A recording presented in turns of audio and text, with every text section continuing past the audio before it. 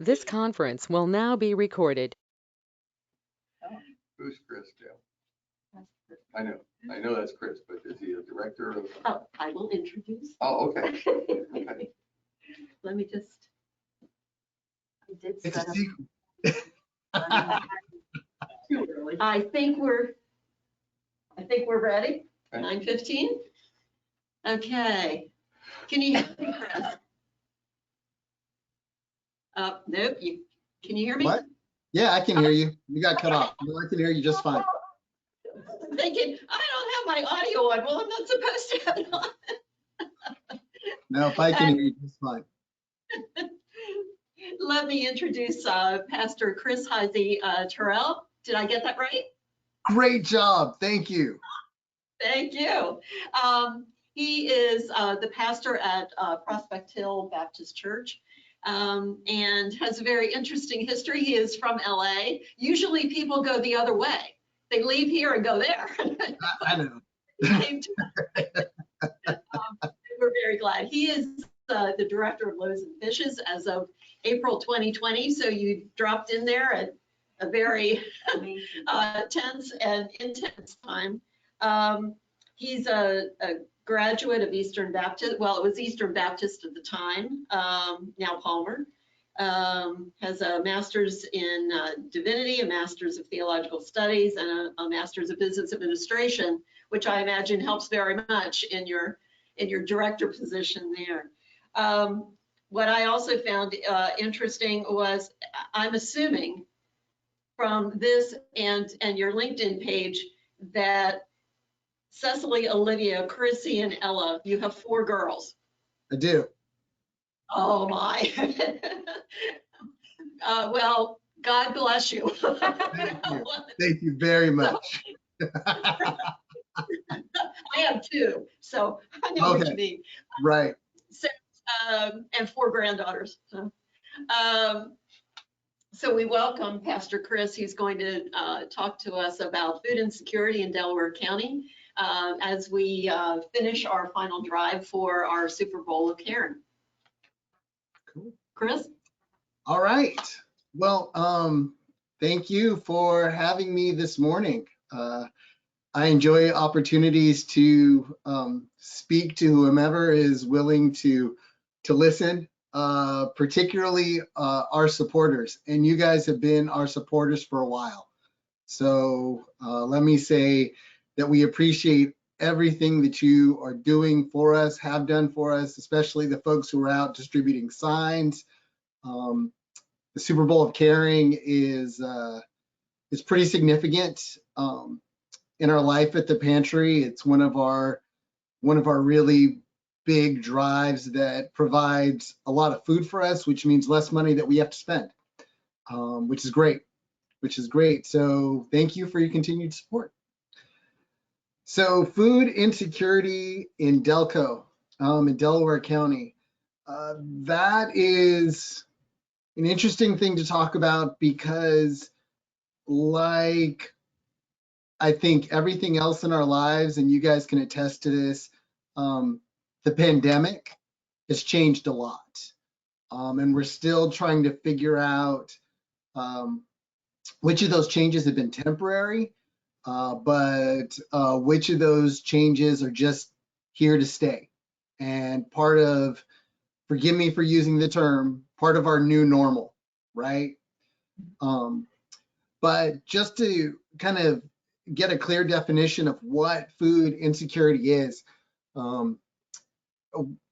we kind of look at this from the same perspective as the USDA.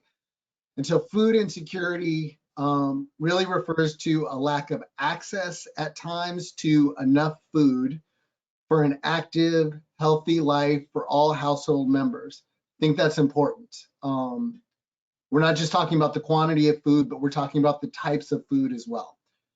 For all household members and limited or uncertain availability of nutritionally adequate foods.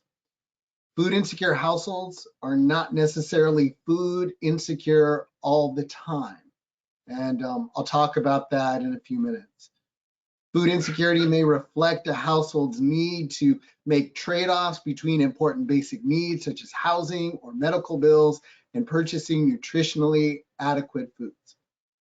A helpful distinction to make is that food insecurity and hunger are not the same thing.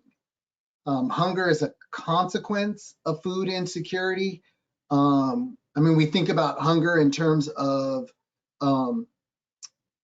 malnutrition, the physiological kind of symptoms that come from not having access to food over long periods of time. And certainly food insecurity leads to hunger, but not necessarily all the time.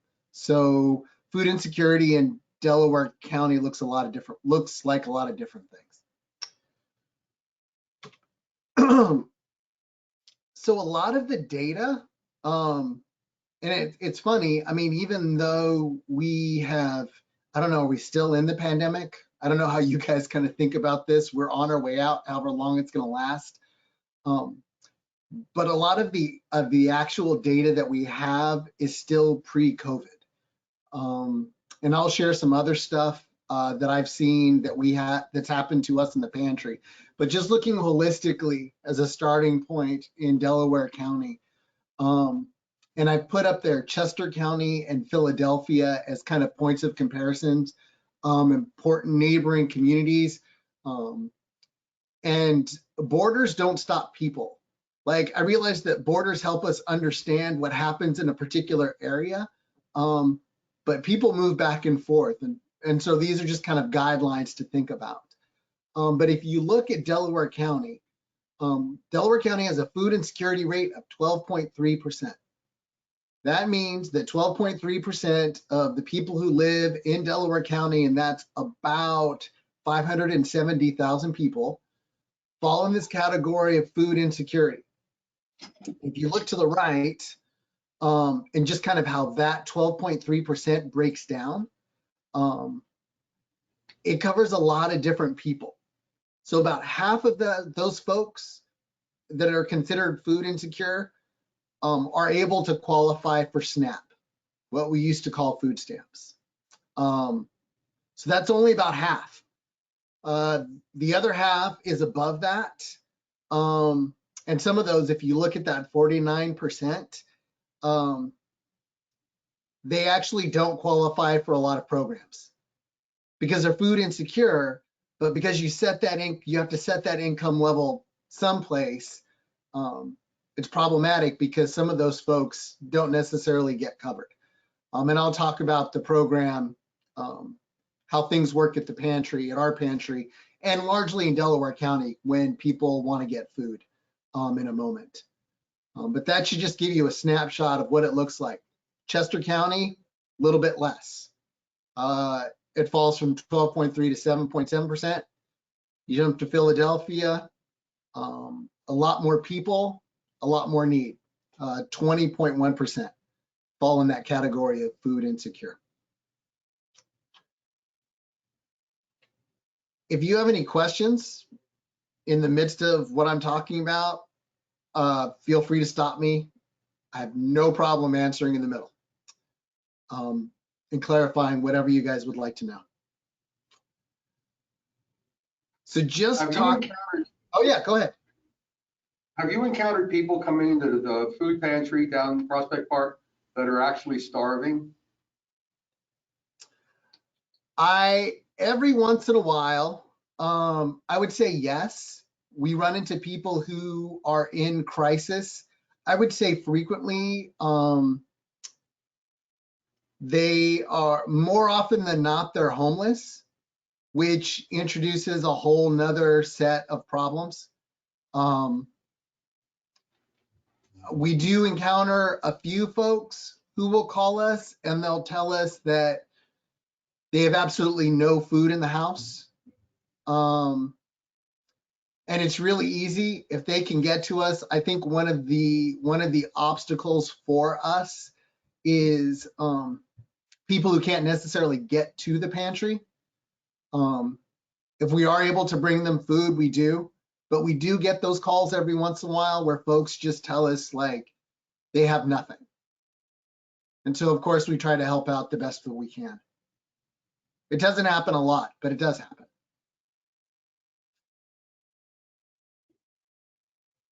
So at the pantry, the way that our program works, and different pantries work different ways, but there are definitely some similarities among the pantries that participate in, who receive state funding to provide food in the county. The organization that manages that is an organization called SHARE, which does a lot of work in Philadelphia and Montgomery County. And so they just took over the contract here in Delaware County. So when people come to us, they receive approximately 27 meals per family member, which seems like a lot, but when you break that down, that's only 3 meals for 9 days per person. And we try to provide people a variety of foods, frozen meat, canned box goods that can go in your pantry, fresh produce. Some of that we buy, some of that we receive through the state contract, and some of that's through donations from local grocery stores, folks like you, that kind of thing. Our model is what's called a hybrid model, which means that people have a combination experience of shopping and receiving prepackaged food. If you see that picture on top, well, this shows both. They receive boxes of food based upon their family size, and they are able to shop some items as well, as you can see in the bottom picture. Folks can visit us once a month. Some pantries give less food and allow people to come more frequently. We do it once a month. And now if you think back to what I was saying about qualifying for various programs, in order to qualify for the state program, you have to make below 150% of the poverty line based on your household size. So just to give you some actual numbers there, that's about $40,000 for a family of 4. So even at 150% of the poverty line, that's not very much money. So I think it's easy to understand how somebody who's 185% of the poverty line can still be food insecure. We serve all of Delaware County. We don't turn anybody away. Even if somebody comes from Philly, if there's some stuff that we can give them that's not state funded, we will. But there are 49 municipalities in Delaware County, and in the past year, we have seen people from every single one of them. So I live in Wallingford, and I think that's a community that we tend to think of as being more affluent, more upper middle class. I see people from Wallingford, I see people from Swarthmore. There are food insecure people all over in lots of different circumstances.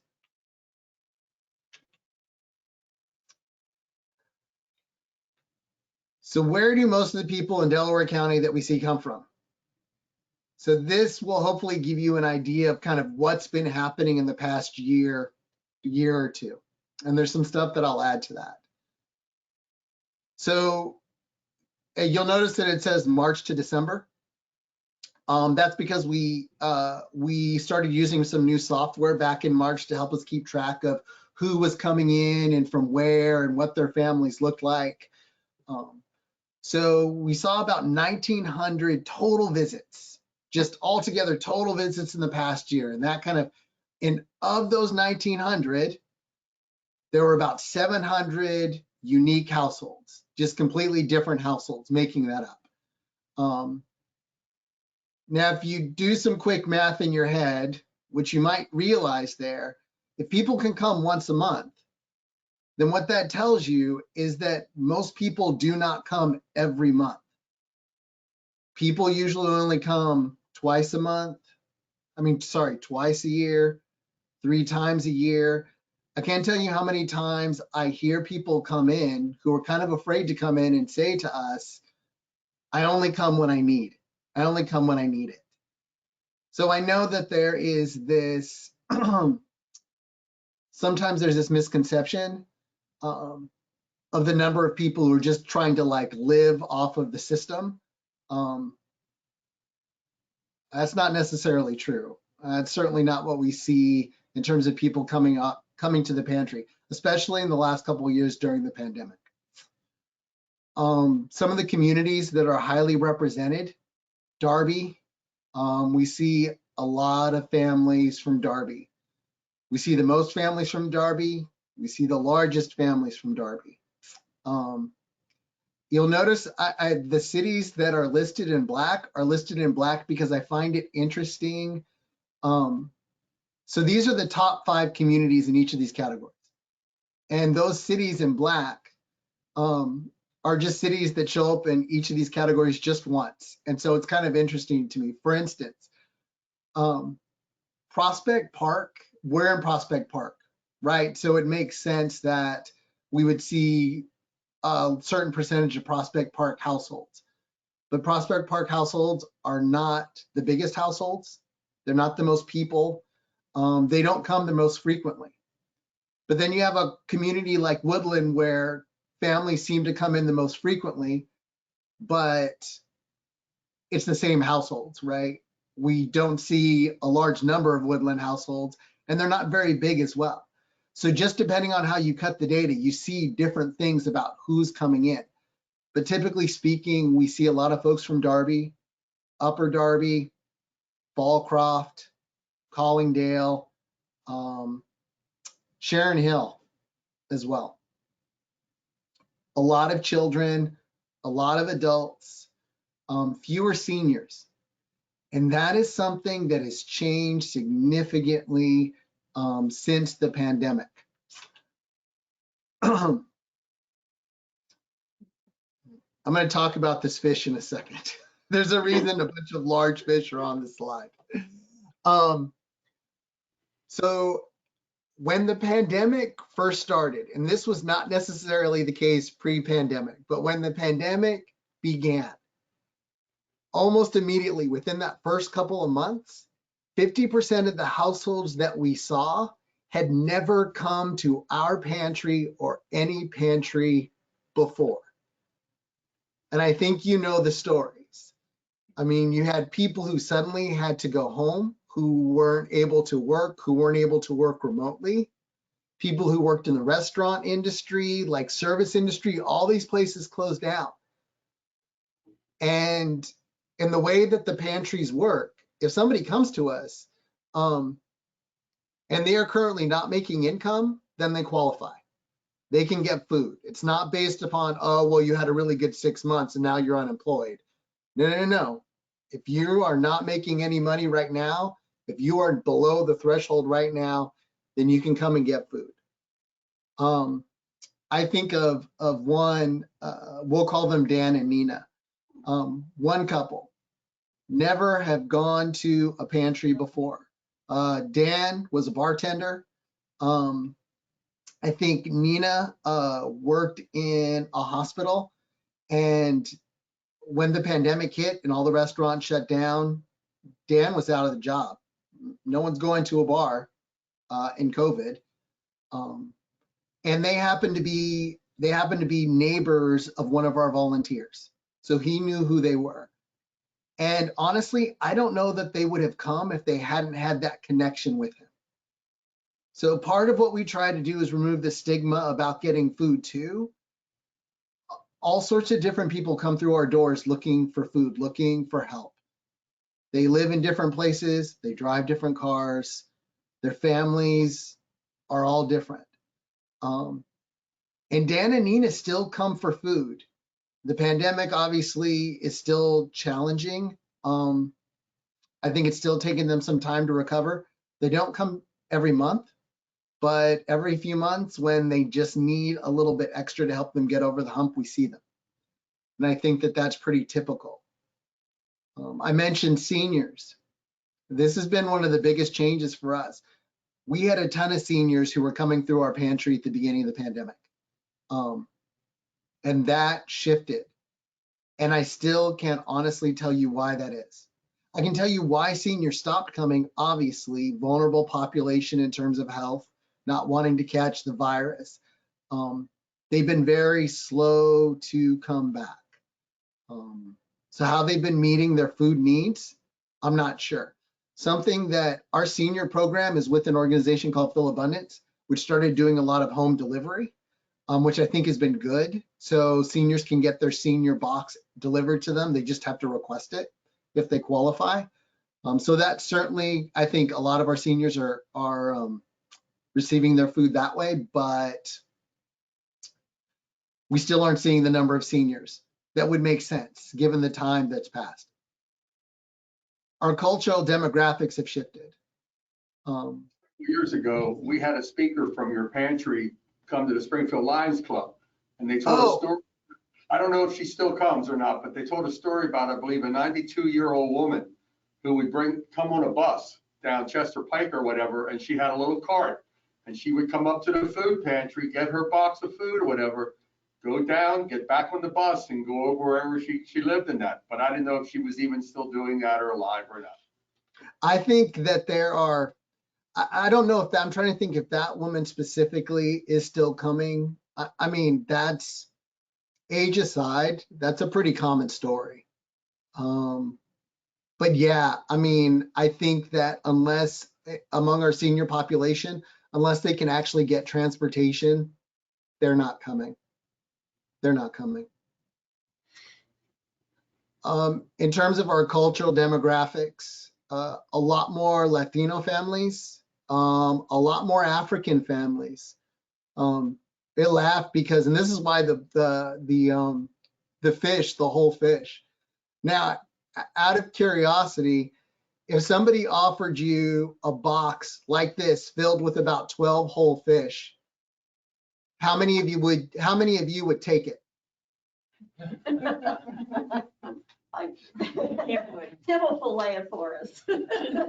All right, so maybe you got someone who's going to do the work for you, right? So we share a lot of our resources with an organization in Sharon Hill called AIDS Care that started out as a clinic for folks in the community with HIV/AIDS, and it's just grown to kind of serve anybody in need. And so as each of us get too much of one thing, we'll call each other up and say, hey, I'll say, hey, Lupe, what you got? I've got, some bread. Do you want any? And so Lupe calls me and she says, I got all these boxes of fish, Blue Runner. She said, do you want any? I'm like, sure, why not? So we got about 15, 20 boxes of whole fish like this. They were gone within the first hour. People took whole boxes. And when we were done, I had people coming up at the end of the day asking for it and angry that we didn't have any more. So 2 years ago, that would have not been the case. But the kinds of foods that people are looking for and are interested in has completely changed. More families sharing single dwellings. Certainly as a result of losing housing and economic hardship in the last couple of years, but yeah, somebody will come in, a family of, 5, and they'll give us an address. And then a couple weeks later, honestly, maybe even the same day, they come in and they have the same address. And it's a family of 6. And I mean, that might seem strange to some of us, but when housing is a premium, and you have different cultural expectations about what appropriate space is, their individual families sharing these spaces, cooking their own meals separately, but that's how they can get adequate, that's how they can get housing. Whether or not it's adequate is a different story. And it's not just in terms of clients that things have changed. Our volunteer base has completely changed as well.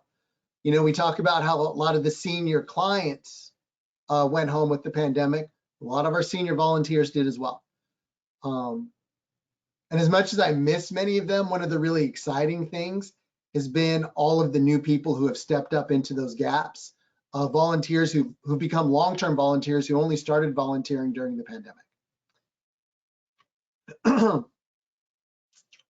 So at church, I've been preaching lately. This is a really important verse to me. I hope it's a really important verse to you.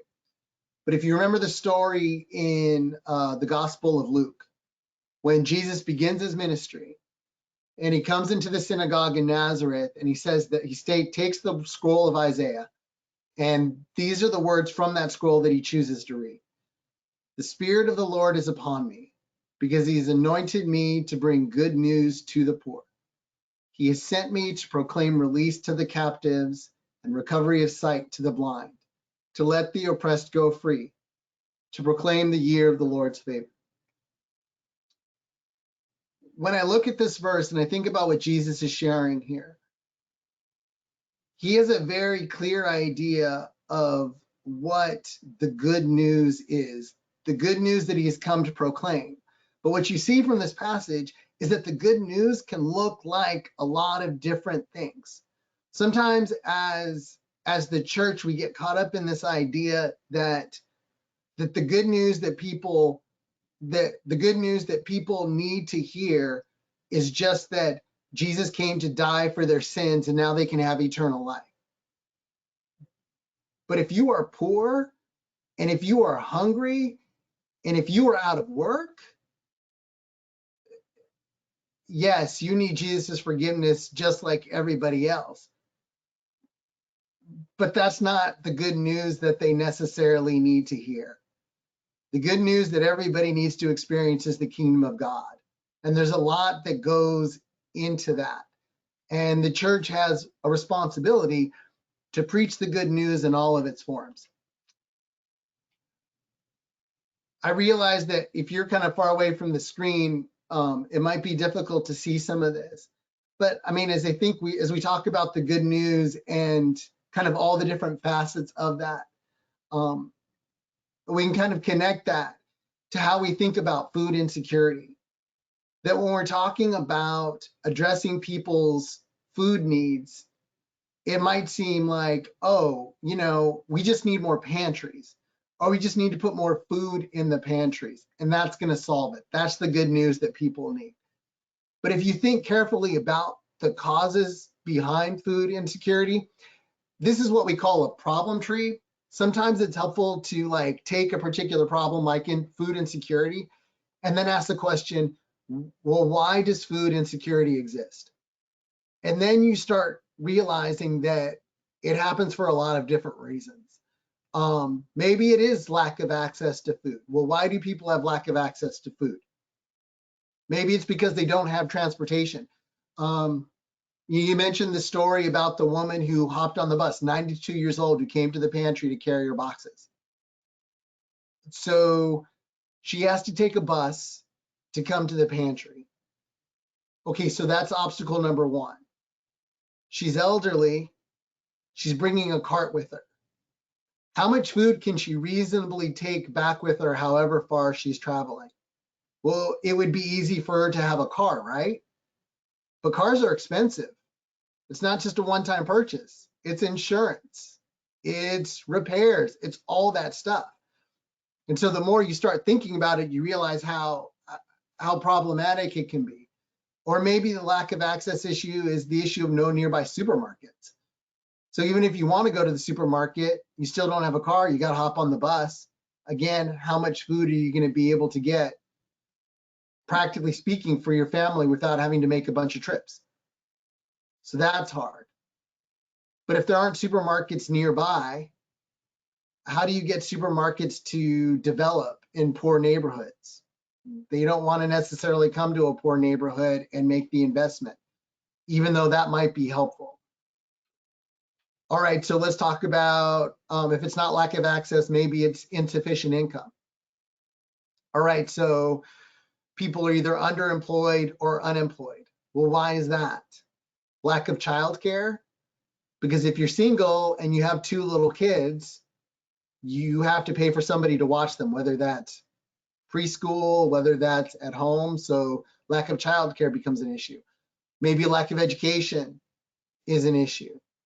Maybe lack of jobs that pay a living wage. So even if you can get a job, you're still not making enough to be able to cover all of your expenses. Lack of stable housing. And even if you do have housing, do you have adequate appliances? Do you have adequate refrigeration? to hold food.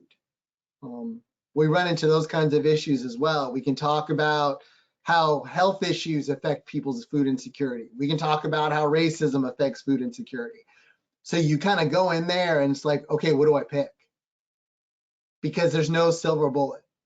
We talked about that. My MBA was specifically in urban economic development. And one of the things that we came back to time and time again is that there's no silver bullet to solving any one of these problems.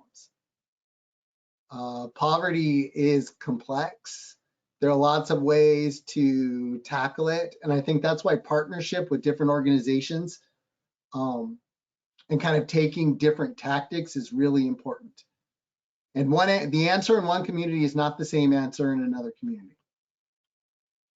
So what can you do to help? I'd be a bad director of a pantry if I didn't ask you to volunteer.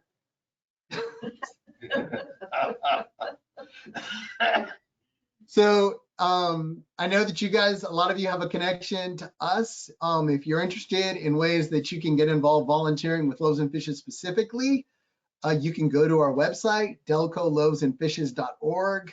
Get involved is one of the tabs. And there's a sign-up sheet there, an online sign-up sheet. As we have different events, as we have different needs, I post them there so folks can sign up and see what's available. We're always looking for people who can help us pack. Periodically, that happens on Wednesday night. That is going to be changing soon. One of the things I didn't mention is that we're going to be moving from a pre-packed kind of our hybrid model to a fully shopping model. The bonus of that is that it really gives some dignity to folks in the process. People are able to communicate in a more helpful way. These are the items that we want. Instead of just having us tell them what it is that they want or need. No one wants to be told that. It helps us to run a little bit more efficiently, helps us save some money. It's a big transition. But we do still need some help packing. During our regular hours, we're always looking for people to help carry boxes and bags for clients, to help work the tables, interact with folks, people to help us unloading deliveries. One of my big things right now is I really could use some people with some administrative skills who can use their computers well. It's something that I can do, but as we grow, there's other stuff that I need to do and I can't do all of that. So if I can have some folks who are willing to kind of step up and help me with it, I am always looking. Our current operating hours, our open hours for the pantry are 10:30 to 1 on Tuesdays, but we get there at 8:30 in the morning to set up. Thursdays, we get there at 8:30 in the morning to take deliveries and do all of that before we open at 1, but clients come between 1 and 4. When we shift to choice, we'll actually be open on Tuesday evenings as well from 4 to 7. You can also, if you want to give financially to the pantry, there's a link, givebutter.com, Delco Loaves and Fishes. Your donations help a lot as well, food and money. So of course, yeah, but what else can I do? Okay.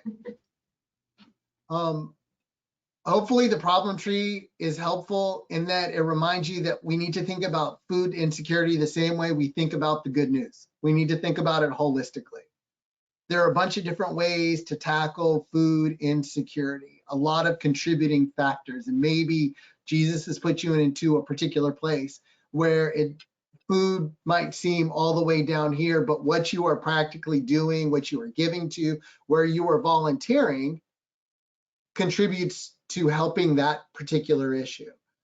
So find ways to give your time and your money to those organizations, to those causes.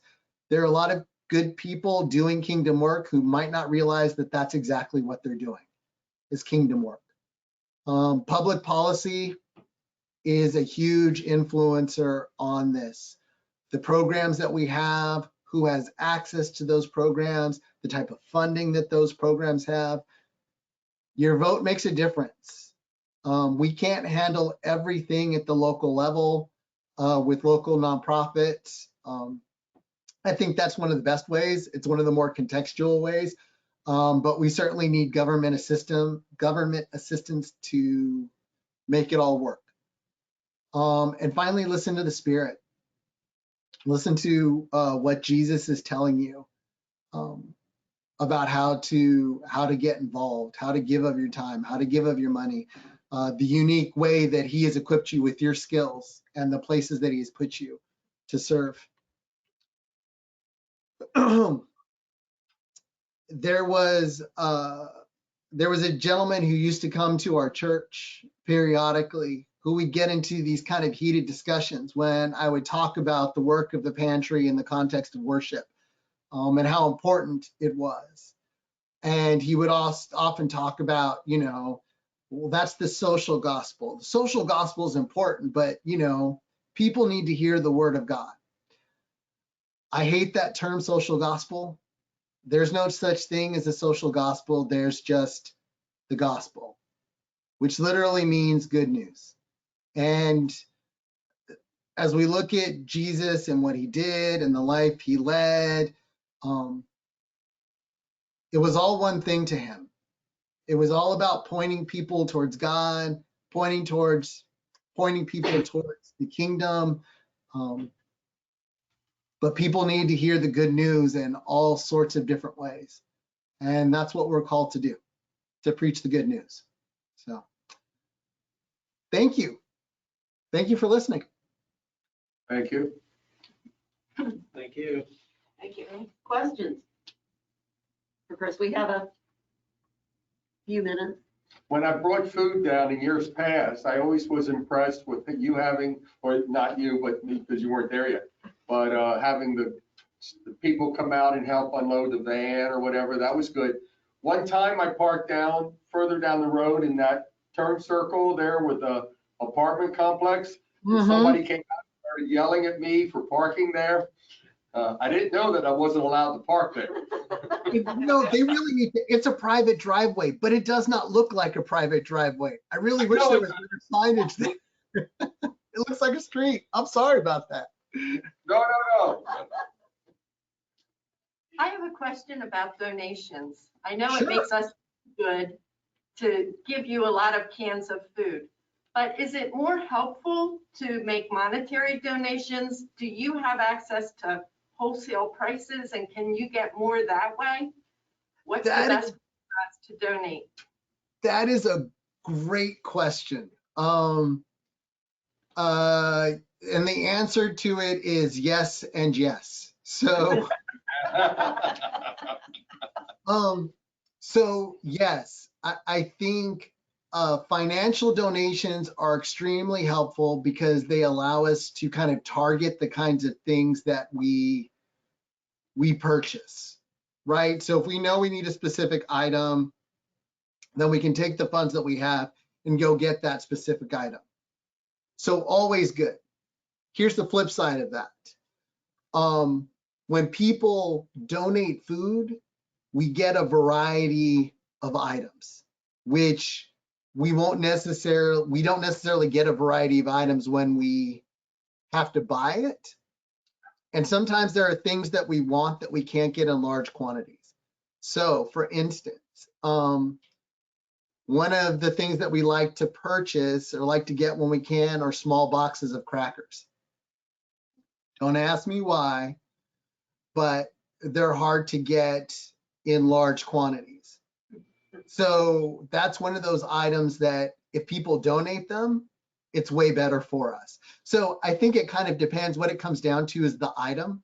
Like there are some things that it's better if we can buy them ourselves, and there are some things that are just better if people donate them, because then we can get a variety of things, whether it's crackers, whether it might be canned soup, or things like that. But then if you give us money, we can go out and buy produce as we need it, which is an important part of what we're able to offer people too. So it really is item specific.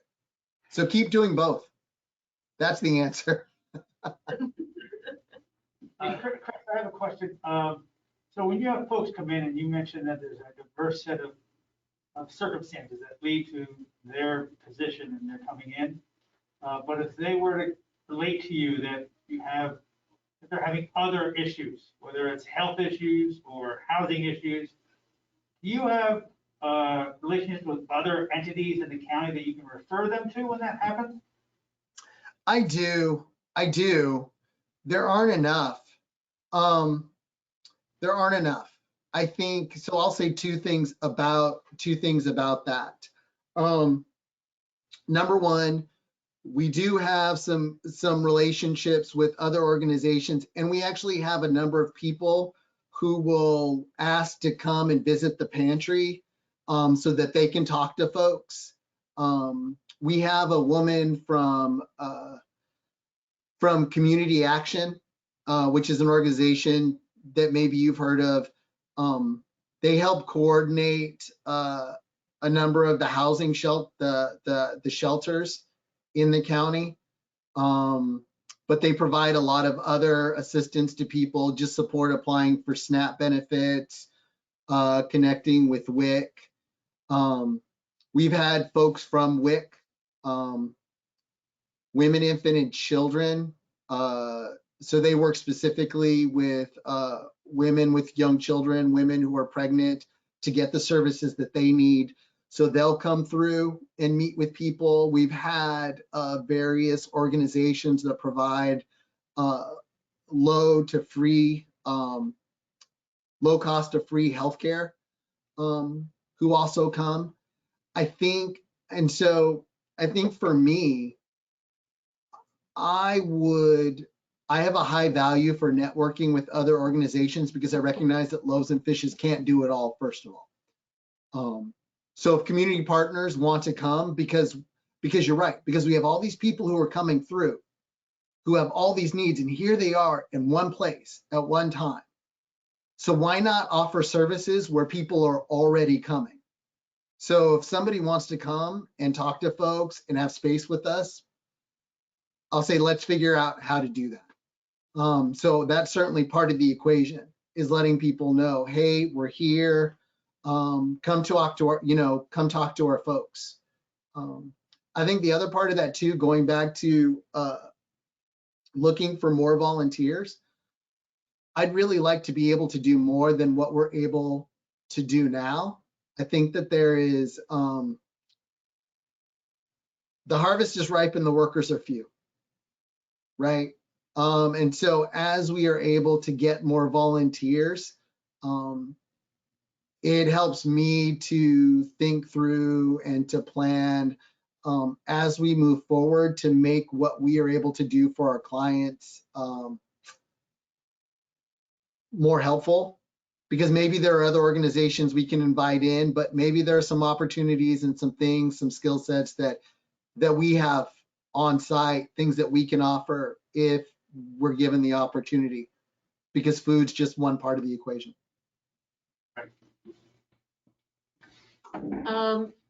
One quick question. On the slide where you were showing the addresses, the towns, the municipalities that were most commonly using the food pantry, I noticed that Chester wasn't on there. Are they treated differently? I mean, I was just surprised. Dude, it's funny, when I crunched this data, I had that. I'm glad you picked that up. I had that same thought, because the expectation was Chester's a poor community. It's just as, close, if not closer to us than some of these other places. Why is Chester not up on the list? We do get folks from Chester, without a doubt. Absolutely. Chester also has a number of resources, at least food pantries. I think there are at least 2, maybe 3 different food pantries that operate out of Chester, and other things too. So I wonder if that's part of it. I think so. So I think they have some additional resources. I will also say, and I could be wrong about this, Chester has a lot of pride in being Chester. Like, people are very connected to their own community in a way that maybe some other communities aren't. So I think that if folks in Chester are looking for something and they can find it in Chester, they're going to find it in Chester. So I don't know that for sure, but that would be my guess. Makes sense. Are you connected with Fellow Abundance, or is that a completely separate entity? So Phil Abundance, so I'll throw this out here. So we like to think of ourselves as a food pantry because food comes into us and it goes out. We don't store food per se. Phil Abundance is a food bank that serves a number of pantries.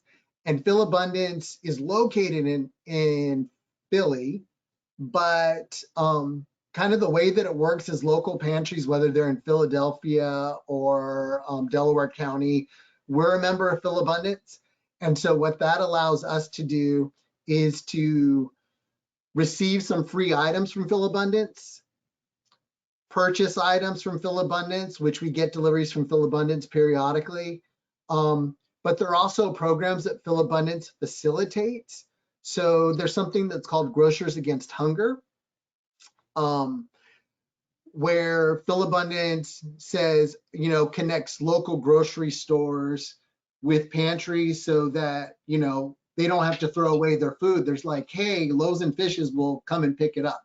And so we actually, through that program, we pick up food from the ShopRite in Brookhaven, the Giant in Broomall, and the Price Right in Seacane. And we have those relationships because of Phil Abundance. So we're really grateful for that partnership. Well, Pastor Chris, thank you so much for sharing. We really do appreciate this. And Really welcome. Thank you for having me. Thank you. Thank you so much. Really do appreciate it. And so, yes, as you run off to your service, we are too. All right. Take care, everyone. Hope to talk to you soon. Thank you. Thank you. Thank you, Chris.